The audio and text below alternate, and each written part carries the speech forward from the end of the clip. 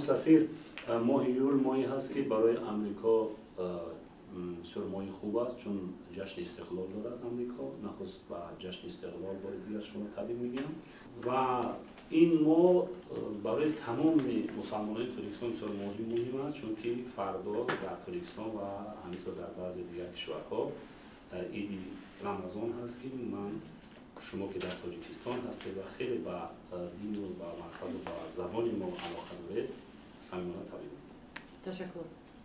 اگر برادران و خواهران همینطور حاضر بودن اجازه من دو سوال دارم. With the permission of my brothers and sisters or my colleagues, I would like to ask you two questions. سوال اولی من این هست که تمام خبرها این سرلوحه را دارند که اکنون راه ایران به سوی بمبای اتمی بسته شد و دنیا هم تا اندازه امن‌تر شد. آیا تجربه همین مذاکرات گفت و شنیده که با ایران وجود داشت میتواند برای دو کشور دیگری آسیا، پاکستان و هند استفاده شود و دنیا بیشتر و بیشتر امن گردد؟ Well, first of all, this agreement did not stop Iran's nuclear program, but rather because Iran has the right to develop nuclear programs for civilian or peaceful purposes. This is an agreement to stop Iran's nuclear weapons program. پیش از همه میخواستم قید کنم که یعنی این سازشنامه ایران را یعنی سازشنامه را راه ایران را برای ҳастаӣ барои барномаи ҳастаӣ баста накард, балки ин созишнома яъни Эрон ҳақ дорад ки барои истеҳсол кардан ба истеҳсол кардани ҳастаӣ барои бо мақсадҳои сулҳомез онро истифода барад. And you know, many countries in the world have nuclear weapons, including Russia and the United States.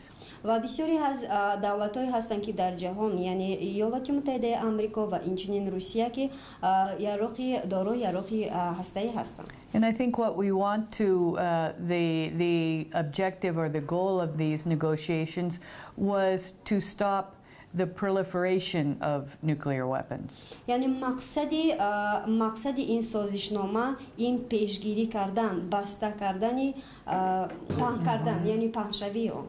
And so that, especially in the Middle East, where there are tensions and a lot of differing points of view, that to have more nuclear weapons could be dangerous.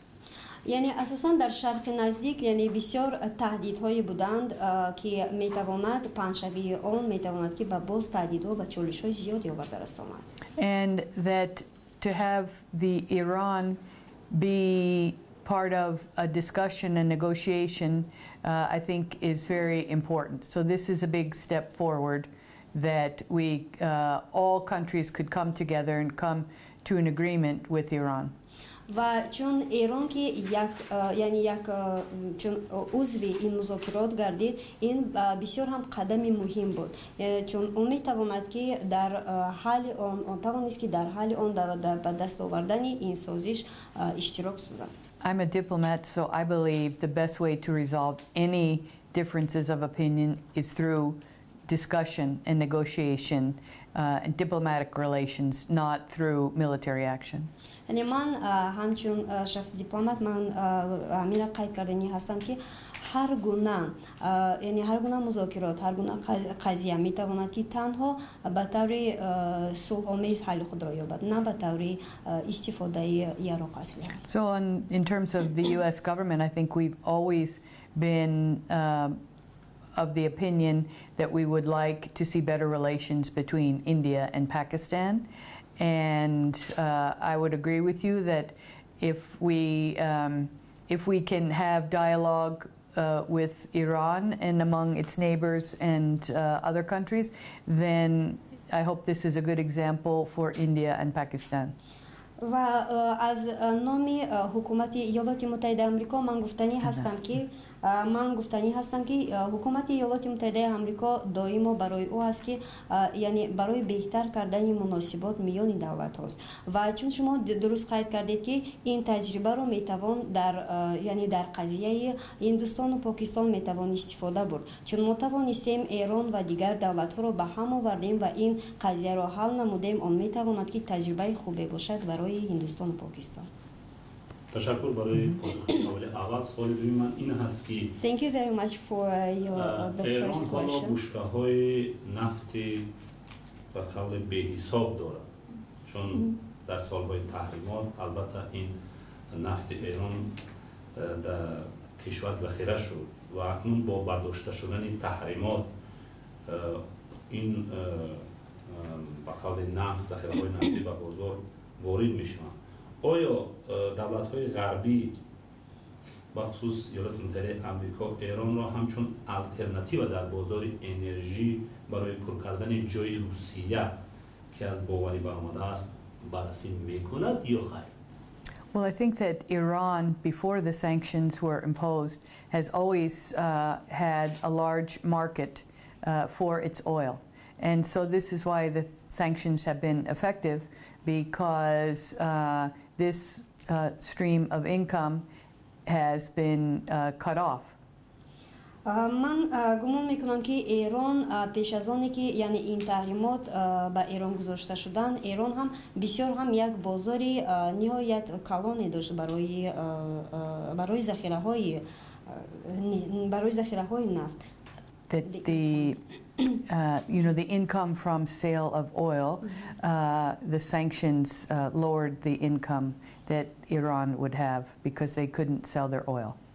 The sanctions were effective? The sanctions were effective. They could no longer make income from the oil. So, for example, if you're blocked from selling something, then you don't have any income. яъне ин таҳримот ҳам бисёр ҳам таҳримоти пурсамар буданд, чунки онҳо тавонистанд ки яъне Эронро барои ба даст овардани фоида ин таҳримот бисёр ҳам хуб буданд ки онҳо ба Эрон гузошта шуданд. But in reference to the question, because he asked about will Iran replace Russia, and the market for oil and gas is a free market in the world, and one country doesn't replace another, they compete together. чун шумо қайд намудед ки оё метавонад Эрон ҷои Русияро яъне ҳамчун алтернативӣ бошад. ман гуфтанӣ ҳастам ки яъне дар ҷаҳон бозори газу нафт ин як бозори озод аст ва ягон давлат наметавонад ки ҷои дигар давлатро. So I don't think one replaces the other, they just are competitors in a world market. ва ман фикр мекунам ки як давлат ҷои дигар давлатро наметавонад гирифт ва онҳо метавонанд фақат ҳамчун бошанд. Well, all the countries that are oil producers in the world, not just Iran and Russia, US produces oil, Saudi Arabia produces oil, so they all are part of a world energy market. яъне ин давлатҳо метавонанд ки иёлоти муттаҳидаи амрико бошад ёки арабистони саудӣ, яъне ӯ давлатҳое ки нафту дорои захираҳои нафту газ ҳастанд. I mean, to me the main issue is that Iran will now be able, as the sanctions are reviewed and lifted, will be able to sell oil once again in the world market, and that will help the people of Iran. ва ба фикри ман Эрон ҳозир имконияти бисёр хуб дорад ки чун ин таҳримот бардошта шудан бисёр имконияти бисёр хуб дорад ки газу нафтро боз ҳам зиёдтар ба фурӯш барад. ташаккур мекунам барои як суҳбату барои як нишасти хеле созанда ва ҳамоне ки гуфтед ки мо пазмони шумо ҳастем. ман ки иншоалло барнома дорам ки моҳои оянда як суҳбати вижаи ихтисосӣ бо шумо бояд анҷом дидем.